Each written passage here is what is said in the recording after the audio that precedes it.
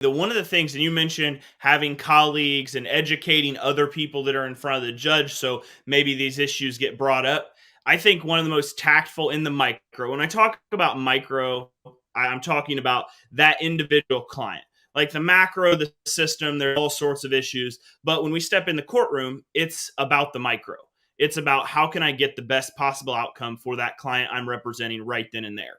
And I think whether you're pro se or whether you have an attorney, there are the resources out there now to be able to brief the judge on the issues, to educate the judge. Now, it may not be admissible in terms of evidence, but there's nothing that says you can't file a brief that has a section explaining technically what parental alienation is or explaining what the case law specifically is. And that can sometimes help you get out in front. I would say in the last 3 to 4 months, I've become big on before a hearing. If there's going to be an issue, I put the case law in front of the judge beforehand. So it makes it harder and I can reference it and I can kind of angle myself as like, hey, Your Honor, like on the law side, you see, I talked about this case law that would apply here rather than just trying to throw something at them after the fact. Yeah, I think that's important. I think that's important. And it's nothing radical, exciting, sexy. It's just saying, know the law, basically, right? Just like a plumber has to know It's the boring. pipes.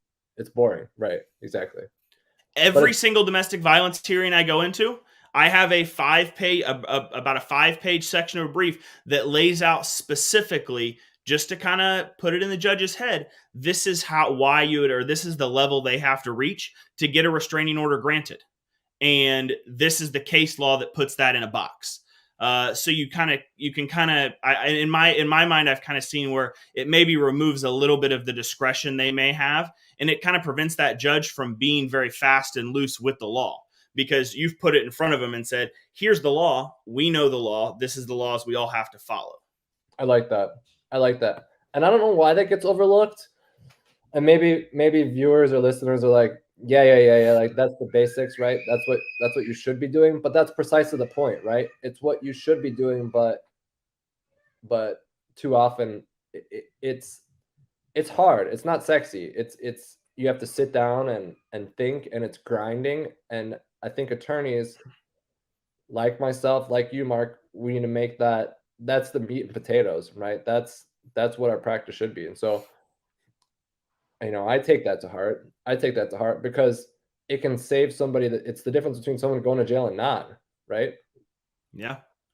Yeah, I've talked to so many. I've had the opportunity. You said every single week I get to sit down and talk to people. I've talked to people that do actively practice criminal law, where they've represented people facing life in prison, and the next day they're representing somebody in family court, and they say that hey, it's more stressful going in and fighting to ensure that someone has their constitutional right to parent than it is defending someone who may be facing serious time in prison. So, I mean, that's a perspective that I've only done family law. That's all I've ever done.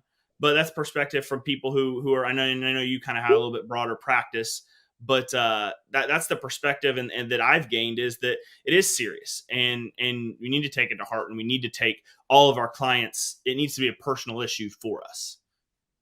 So, yeah, agreed. So that's kind of like, that's happening right now. That's in the micro for me. That's what's happening right now in Minnesota is, going to jail. And that just shows how serious what we're dealing with, right? You can go to jail because you can't pay, because you lost your job or lost income. You can't pay what you were expected to pay before COVID, right? And you've shown the court, you've done what you've done, but the court doesn't particularly like you because you've made constitutional claims in the past, this, that, or the other, you name it, the reasons why, right? And that's the landscape we're in. And I think what we were just talking about is, well, if you're in this landscape, this hostile landscape where you're going to jail if you don't pay this amount of money, what do? You do all the things we've just described. So that's kind of first thing that was on my mind.